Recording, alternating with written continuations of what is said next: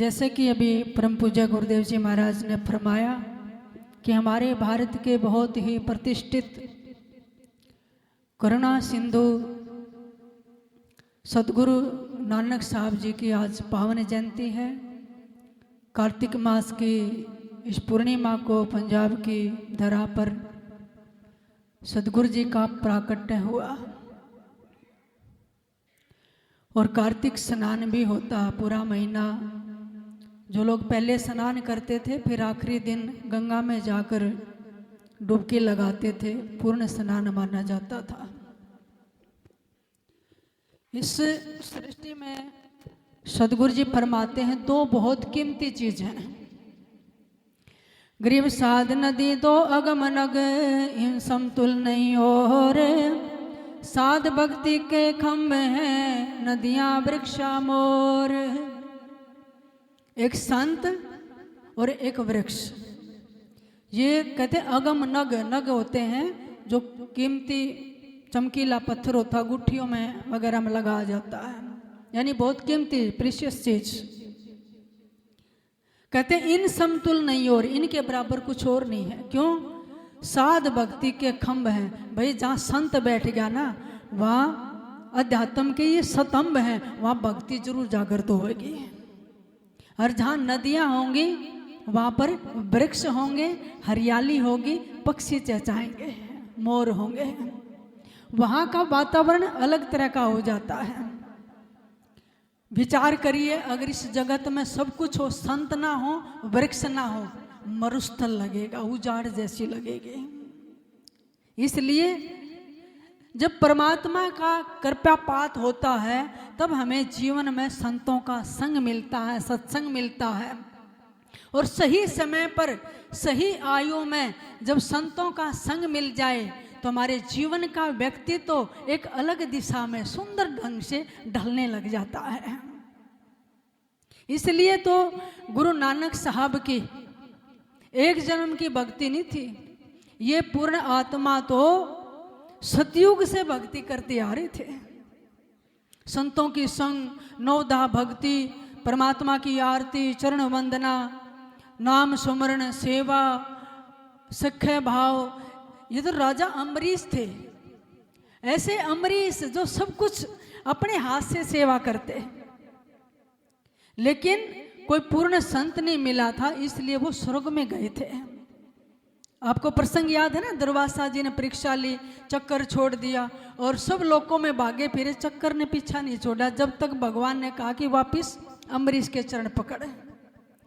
ये आत्मा फिर संसार में आई, त्रेता में राजा जनक बने।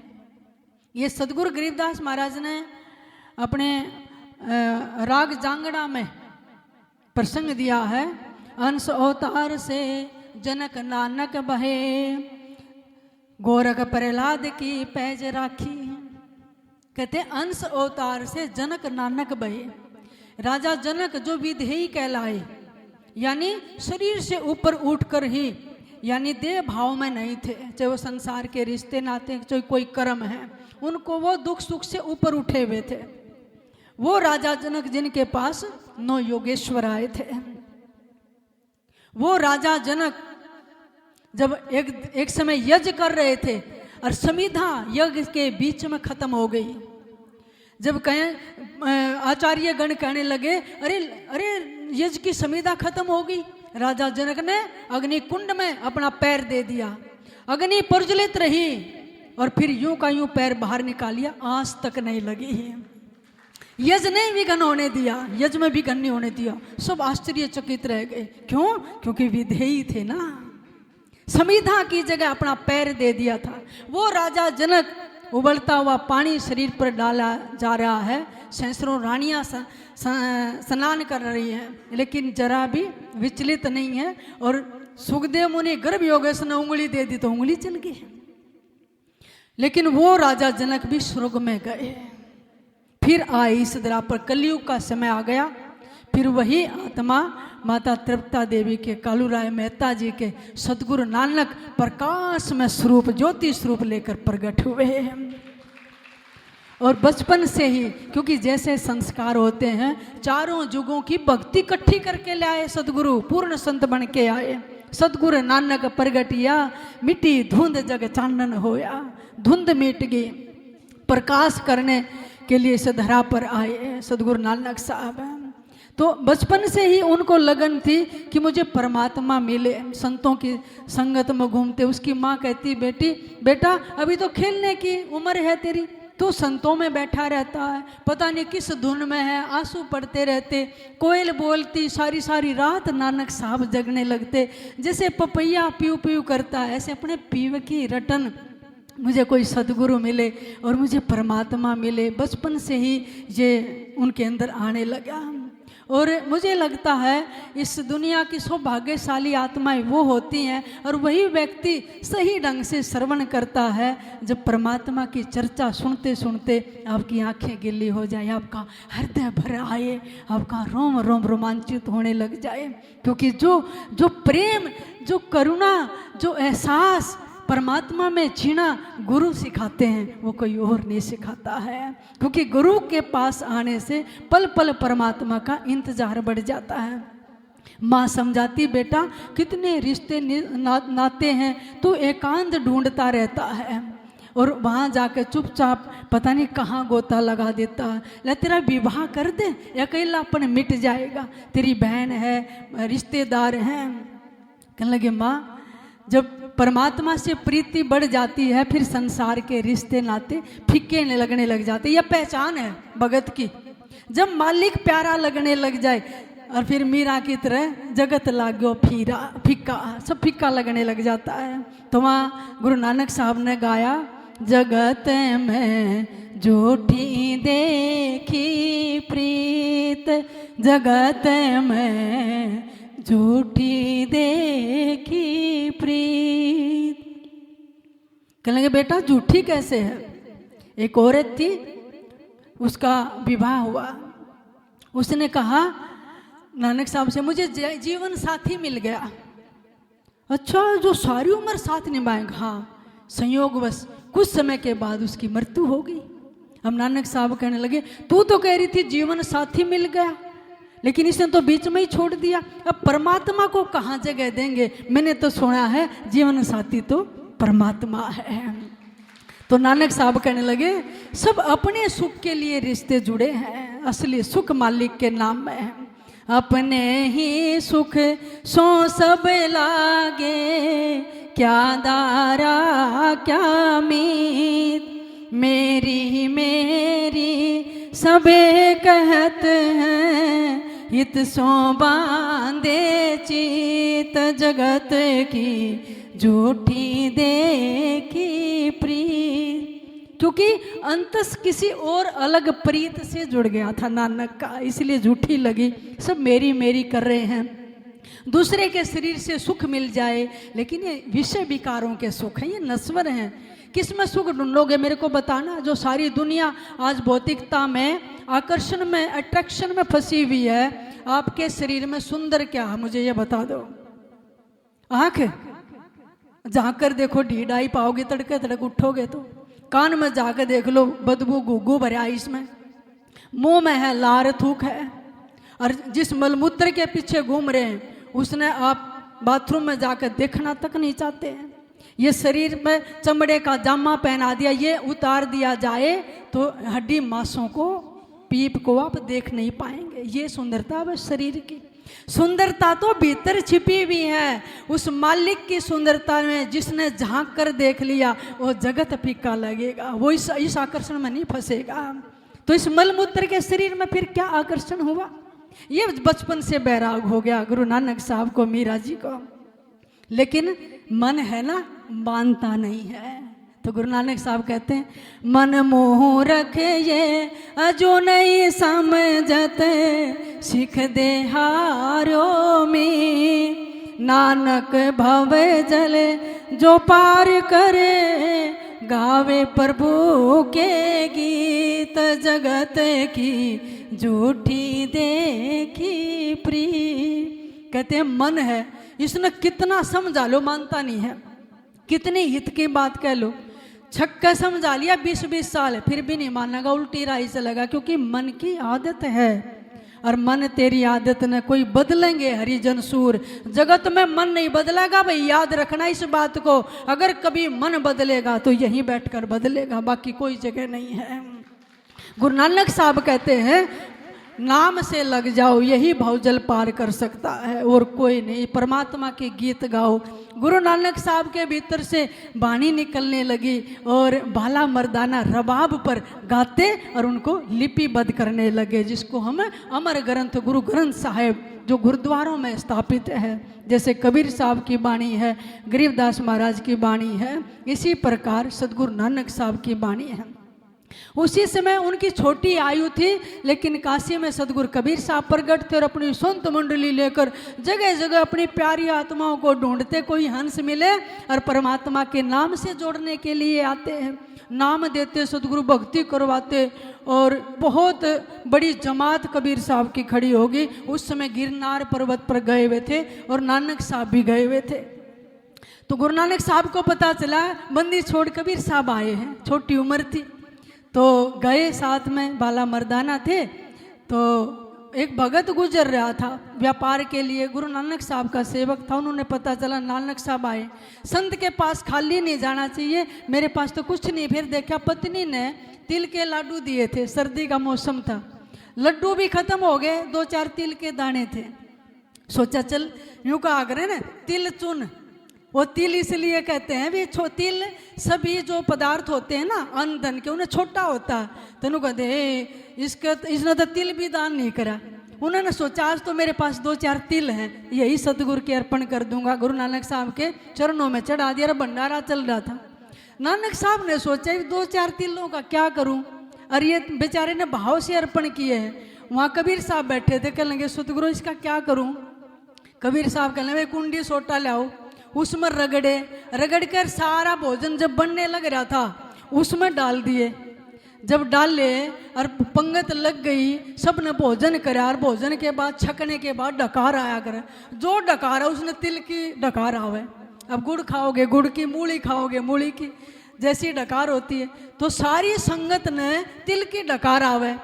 तो सब कहने लगे सदगुरु हमने तो इतनी तरह के पदार्थ खाए पंगत में, भोजन में, लेकिन तिल की डकार आ रही है। तब नानक साहब ने प्रणाम किया और कबीर साहब की महिमा गाने लगे कि ये मेरी नहीं, सदगुरु बंदी छोड़ की महिमा है। वहाँ नानक साहब ने फरमाया, नानक है तिल घोट तारी लगी दिल दरिया के तीर, नानक की संशय मिटी सदगुरु मिले कबीर। कबीर का मतलब जो शब्द स्वरूपी सदगुरु है वो नानक साहब को मिले। तो नानक साहब को और ज़्यादा लगन लगी। तो और फिर वही नदी में जब स्नान के लिए गए तब भी बूढ़े रूप में सदगुरु ही मिले थे, शब्द स्वरूपी मिले थे। आप कहते हैं ना कोई बूढ़े बाबा आए थे नानक साहब को मिले। जब कोई प्यारी आत्मा होती है, जो त्रिकुटी में हमारे सदगुरु हैं, जो गुरुदेव जी सत्संग में फरमाते हैं, एक देहधारी सदगुरु हैं जो हमें यहाँ दीक्षा देते हैं, वो सदगुरु गुरुदेव हमें नाम दे के और हमारे श्वास में इस शब्द को जगा देते हैं। और फिर क्या कहेंगे, इब सदगुरु न जगा लो। सदगुरु कहाँ बैठे हैं? त्रिकुटी कमल परमहंस पूर्ण सतगुरु समरथ आप हैं, मन पौना सम सिंध में लो सुरती नृत्य का जाप है। पूर्ण सदगुरु हमने सुरती नृत्य का जाप देते हैं। सुरती जो दायां सुर, नृत्य बायां सुर, श्वास अंदर गया बाहर गया। तो सदगुरु कहेंगे भाई हमने तो शब्द जगा लिया, शब्द जगा लो। यही शब्द है त्रिकुटी में जो पूर्ण सदगुरु हैं। कौन सदगुरु? वो ज्योति स्वरूप है। लेकिन जब हम अपने गुरु का ध्यान करते हैं, और अपने गुरु का ही ध्यान करना चाहिए, समझ लो इस बात को, अपने सदगुरु का ध्यान करना चाहिए। सब जगह प्रणाम करो, बंदगी करो, आदर करो, सम्मान करो, सत्संग सुनो, लेकिन ध्यान मूलम गुरु मूर्ति। ध्यान का मूल कौन है? अपने गुरु की मूर्ति। और पूजा किसकी? पूजा मूलम गुरुर पदम। गुरु के चरणों में सारी पूजा आ जाती है, सब देवी देवताओं की। मंत्र मूलम गुरु वाक्यम। ध्यान दे लो इन शब्दों पर। गुरु की वाणी ही उनका मंत्र है। अब वो आपको कुछ भी वाणी सुना, कुछ भी आदेश समझ लेना, गुरु की एक एक वाणी मंत्र के समान है। मोक्ष मूलम गुरु कृपया। हरि कृपया नहीं कहा, परमात्मा कृपया नहीं कहा, क्या कहा? गुरु कृपया। गुरु कृपया के बिना मोक्ष नहीं हो सकता। रचनाकार ने कितनी बड़ा सार इस वाणी के अंदर छिपाया है। तो क्या प्रसंग चल रहा था? तो कबीर साहब मिले और वही नदी में डुबकी लगाई। वो आखिरी बस यूँ कहते हैं ना छोर था, आखिरी छोर था। और सदगुरु की तो 4 जुगों की भक्ति थी और नदी में 3 दिन तक निकले ही नहीं। ऐसी डुबकी मारी सतलोक में पहुंच गए, गगन में पहुंच गए। जब निकले तो ताजी ताजी बाणी, गुरु नानक साहब के वस्त्र नहीं भीगे हुए थे और उस परलोक की बाणी का उच्चारण शुरू कर दिया। इसका मतलब है उन्होंने कहा, लोगों ने कहाँ गए थे? परमात्मा के लोक में। कहाँ ढूंढने गए थे? कहने के बाहर कहीं नहीं, अपने ही भीतर डुबकी लगाई थी। तुम सोचो, जल में मारी। सदगुरु हमें अपने भीतर की अंतर यात्रा की तरफ चलिए ये इशारा करते हैं। तो सदगुरु नानक साहब अपने ही भीतर गए थे और सारे तीर्थ हमारे भीतर ही हैं। सदगुरु गरीबदास महाराज आज वाले दिन ही एक बार गढ़गंगा में, है ना, वहाँ पर प्रकट हुए थे। जो सारंगी वाले की सारंगी बजाई थी और माता जी बेड़े के साथ चुड़ानी धाम से गंगा स्नान करने गई थी। वहाँ सदगुरु ने 2 शब्द भी उच्चारण किए थे। आज वाले दिन ही था, गढ़गंगा में सदगुरु जी गए थे। तो सदगुरु गरीबदास से महाराज से पूछा, सदगुरु तीर्थों में जाना चाहिए, वो परमात्मा को कहाँ ढूंढे? तो बंदी छोड़ समझाते थे, भाई ये शरीर रूपी बंगला है ना, इसमें परमात्मा भी बैठा और सारे तीर्थ भी बैठे हैं। कहने लगे जी समझ में नहीं आई। तो बंदी छोड़ ने राग बंगला में गाया, बंगला सोई सतनिज सार जामे पार बरम दीदार। बंगला सोई है सतनिज सार जामे पार बरम दीदार। कहते यही सच्चा बंगला, हर निज घर है, इसमें पार ब्रह्म परमात्मा का दीदार होता है। दिल अंदर दीदार होते हैं, बाहर भीतर सोई। त्रिवेणी स्नान कीजिए, मलमूत्र सब धोई। बंगला सोई सतनिज सार जामे पार ब्रह्म दीदार। कहते इस दिल के अंदर ही डुबकी लगाओ, बाहर भीतर वही मालिक है। त्रिवेणी में स्नान करोगे, जन्मों जन्मों के जो पाप लेकर आए हैं वो सारे मलमूत्र सब धोई, सारे धो जाएंगे। जो अगर बच्चा मलमूत्र कर दे रहा, माँ पोतड़े एक तरफ घेर कर अच्छे जल से स्नान करके उन्हें तैयार कर देती है। सदगुरु यही है, जन्मों के पोतड़े लिपटे फिरे हैं, सदगुरु मल धोने के लिए आए हैं। स्नान करा देंगे भीतर की गंगा में, सारे मल धो देंगे।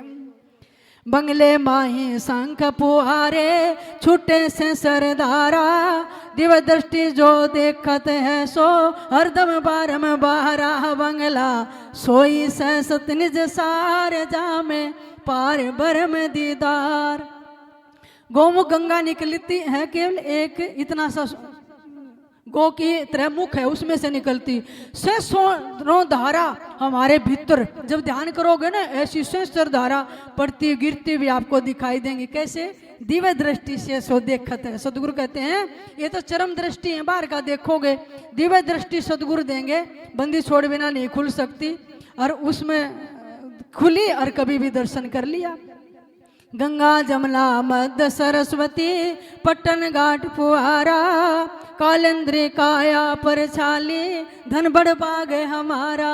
कहते बड़ भाग है हम, तो हमारा भाग्य अच्छा है, हमने तो गंगा जमुना में स्नान कर लिया। गौमुख से गंगा निकलती, यमुनोत्री से यमुना निकलती। कालेंद्री किसको कहते हैं? यमुना जी को का नाम ही कालेंद्री है कहते हैं। और बीच में सरस्वती, इंगला पिंगला सुषमना का ये सदगुरु ने सुरती नृत्य का साधन बताया है।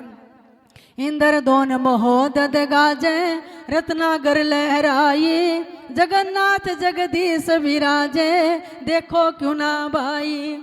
वहाँ कुछ आत्माएं बैठी थी, कहने लगे जी हम जगन्नाथ जी गए थे। सदगुरु जी कहने लगे इंद्र दोन महोदधि गर्जे, रत्नागर सुखदाय।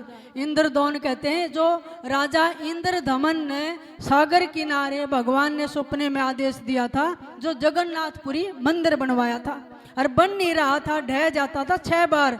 जब सदगुरु कबीर साहब ने जाकर आसन लगाया, चौतरे पर कुबड़ी गाड़ दी, सागर प्रणाम करके पीछे हट गया, आज तक नहीं छू लिया सागर ने। तो कहते हैं महोदधि गाज, महोदधि कहते हैं जिसमें बहुत पानी हो, है, रत्नागर कहते हैं जो रत्नों की खान है, हीरे मोतों की खान है, उस जगन्नाथ जगदीश है वो भी भीतर ही विराजमान हो रहा है। जगन्नाथपुरी भी भीतर ही है। देखो क्यों ना भाई, कहने जी हमने तो दिखती नहीं। सतगुरु कहने लगे भाई भीतर गोता मारोगे तभी दिखेगी, सब कुछ भीतर है। फिर आत्माएं कहने लगी सतगुरु हम हरिद्वार गंगा स्नान था वहां स्नान करके आए, आप नहीं गए? तो सतगुरु कहने लगे हरिद्वार हरि पैड़ी नाए बद्रीनाथ विलासा द्वारामती दर्शनित होई करे वृंदावन बासा।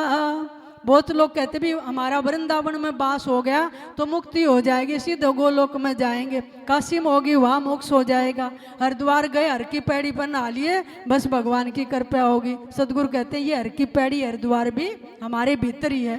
हरि का द्वार कहाँ पर है? यही तो है हरि का द्वार। और यही बद्रीनाथ जहाँ नारायण नर नारायण ने तप किया था, उत्तराखंड में पड़ता है। द्वारामती गुजरात में समुद्र किनारे जो भगवान कृष्ण ने बसाई थी, 56 कोट यादव बस गए थे। कर वृंदावन बास, कहने लगे भीतर वृंदावन है, यानी हमारे मन के अंदर ही है। लोहागर पोकर नित पर से गया पिंड पर दाना 68 तीर्थ है तन माही मोक्ष मुक्ति भय प्राणा। फिर सदगुरु कहते हैं लोहागर पोकर पद पर से, लोहारगल इसका असली नाम है, भ्रंश होकर लोहागिरी पड़ गया। ये कहाँ है? राजस्थान के झुंझुनू जिले में सीकर के पास लोहागर, जहाँ पर द्वापर युग में महाभारत का युद्ध हो चुका था और उनको आत्म गलानी थी, हम पाप से कैसे मुक्त हों पांडव। भगवान कृष्ण ने कहा अर्जुन से और भीम से, जहाँ पर तुम्हारे लोहे के अस्त्र शस्त्र तीर्थ में जाकर स्नान करो गल जाए तो समझ ले तुम पाप से मुक्त हो गए। सब तीर्थों में घूमे पांडव, जब राजस्थान के लोहारगर तीर्थ में गए तो भीम की गदा और अर्जुन का गांडी धनुष गल गए थे लोहे के, इसलिए वो लोहारगल तीर्थ है। काफी मंदिर है वहाँ पे, काफी मान्यता, बड़ा धाम है इसका, हमारे पुराणों में भी जिक्र आता है। पोकर माने पुष्कर, जो अजमेर से आगे राजस्थान में ही, जहाँ ब्रह्मा जी का एक अकेला मंदिर है पूरे भारत में, और वहाँ पर गजगरा का युद्ध हुआ था और भगवान ने गज का उद्धार किया था। फिर सदगुरु कहते हैं 68 तीर्थ ही तन माई, इस तन में ही सारे के सारे 68 तीर्थ हैं। काशी काची काया में मोक्ष द्वार का माया अकल अयोध्या आदि अनादम सप्तपुरी फरमाया। सातों पुरी, अयोध्यापुरी, मायापुरी, काशीपुरी, काचीपुरी, मथुरापुरी, है ना, ये 7 पुरी हैं। अयोध्यापुरी कहाँ है? यूपी में, जहाँ भगवान राम की जन्मभूमि है। काशीपुरी भी यूपी में है, वाराणसी के पास जहाँ सतगुरु कबीर साहब प्रगट हुए। काचीपुरी तमिलनाडु में है ना, जहाँ पर कामाक्षी का मंदिर है, त्रिपुरा सुंदरी का मंदिर है, वहाँ की भी काफी बड़ी लंबी कथा है, समय नहीं है। और अवंतिकापुरी वो कहाँ पर है? उज्जैन में, जहाँ भगवान श्री कृष्ण विद्या ग्रहण करने के लिए गए और महाराजा भोज ने वहाँ पर भर्तृ ने तप किया था। राजा भोज विक्रमादित्य ने राज किया और महाकालेश्वर बहुत बड़ा मंदिर है, 12 साल में वहाँ पर कुंभ भरता है। तो वो आत्माएं कहती सदगुरु हम उज्जैन गए, अवंतिकापुरी गए, तो सदगुरु कहने लगे अवंतिकापुरी अर्थ के माही सूरत नीरज से जाने गरीबदास साहब का बंगला अजर अमर परवाने बंगला सोई सत निज सार जामे पार बरम दीदार बंगला सोई सत निज सार जामे पार बरम दीदार। ऐसे बंगले गाए हैं सदगुरु ने। कहले भाई अवंतिकापुरी अर्थ के माई सुरत नृत्य, यानी सुरती नृत्य का जाप करोगे ना और शब्द के अर्थ में बैठोगे तो ये जहाज सीधा कहाँ उतारेगा? त्रिकुटी में उतारेगा, अगर सुरती नृत्य का जप करोगे। तो गरीबदास महाराज कहते हैं भाई ये बंगला गाया हमने तो, और अजर अमर परवाने, फिर अजर अमर होगे ना, बूढ़ो होगे ना मरोगे। तो इसलिए सारे तीर्थ धाम हमारे भीतर ही हैं। ये आत्मज्ञान निष्काम आपकाम पूर्ण काम महात्मा संत गुरु हमें समझाने के लिए, नाम देकर उस परमात्मा से जोड़ने के लिए, आत्म स्वरूप को जनाने के लिए ही इस संसार में आते हैं। इसलिए समय काफी हो गया, क्योंकि महापुरुषों की जीवन लीला बहुत है, बहुत प्रमाण है। इसलिए सत्संग के माध्यम से हमारे ग्रंथों में हमारे संत महापुरुषों ने, सदगुरुओं ने चारों युगों के प्रमाण दे देकर कि ध्रुव ने कैसे भक्ति करी, प्रहलाद ने कैसे की, मीरा ने कैसे की, नानक साहब ने कैसे की, अमरीश ने कैसे की, सदगुरु गरीबदास ने कैसे की, और हम भी ऐसे ही करें ताकि परमात्मा में हमारी प्रीति बढ़े, विश्वास बढ़े, भरोसा बढ़े और हम एक निष्ठ भक्ति करें, समर्पण भाव से करें। इसलिए उनकी वाणी को माध्यम लेकर उपदेश सत्संग आपको सुनाया जाता है, लेकिन निष्ठा अपने सदगुरु में रखी जाती है, उसी नाम में रखी जाती है। उसी धाम का सेवन और सेवा आ जाए, नाम का सेवन और प्रेम का सेवन जिसके जीवन में आ गया, परमात्मा अपने आप उतर जाता है। देखिए, भोजन बनाने वाले ने बना दिया, परोसने वाले ने परोस दिया, खाने वाला तो खाता है। ये बाणी रच गए सदगुरु और आपको परोसी जा रही है, आपने तो केवल खानी है, चुगनी है, पेट भरना है। तो संत महापुरुषों का ये प्रसाद है, गुरु प्रसाद है। सत्संग गंग की धारा कोई नावेगा नावणिया, सत्संग ज्ञान की धारा कोई नावेगा नावणिया, हो सत्संग ज्ञान की धारा कोई नावेगा नावणिया, कोई नावेगा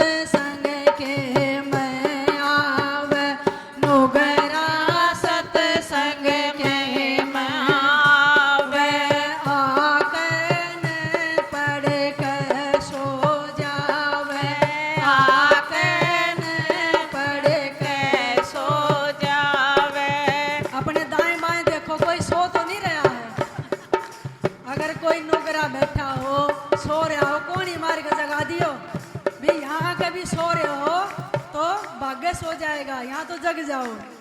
नोगरा सत्संग पे मावे, नाकन पढ़ के सो जावे। घर का काम भी सारा के गारा सगावनिया, घर का काम भी सारा के गारा सहगावनिया। हो सत्संग ज्ञान की दार, कोई नावेगा नावनिया। हो सत्संग ज्ञान की दार, कोई नावेगा नावनिया। गंग में लागे सरदानाथ जी, गंग में लागे सरदानाथ जी। हरि के कोना जात पात जी, हरि के कोना जात पात जी। दिया कबीर भंडारा, बने भिलनी बेर खावनिया। दिया कबीर भंडारा, बने भिलनी बेर खावनिया। हो सत्संग ज्ञान की दारा, कोई नावेगा नावनिया। हो सत्संग ज्ञान की दारा, कोई नावेगा नावनिया। कोई नावेगा नावनिया, कोई नावेगा नावनिया। हो सत्संग ज्ञान की दार, कोई नावेगा नावनिया। प्रेम गंग की दार, कोई नावेगा नावनिया। हो प्रेम गंग की दार, कोई नावेगा नावनिया। हो सत्संग गंग की दार, कोई नावेगा नावनिया। हो सत्संग गंग की दार, कोई नावेगा नावनिया। बोलिए सतगुरुदेव भगवान